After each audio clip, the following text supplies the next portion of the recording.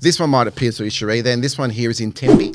Yeah. Okay, it's an unrenovated 2-bedroom home. You can have a look at it. It's a single front with rear lane access.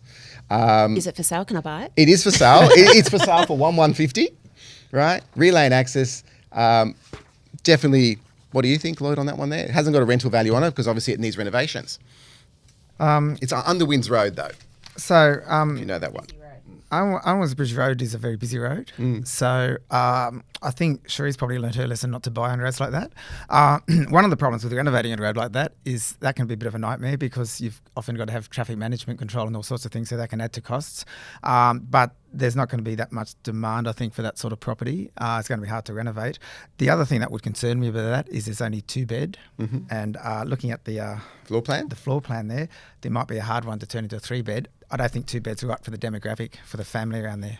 Yeah. And what do you think, Cherie? It's a fail for me just based on the location. Also, it's a very long, skinny block. And so the building footprint already consumes a large portion of the land. So you've got a thing called floor to space ratio. I guarantee you if I did all the calculations, that's already on the floor to space ratio. The council won't allow me to build up because it's already over. So that's a no.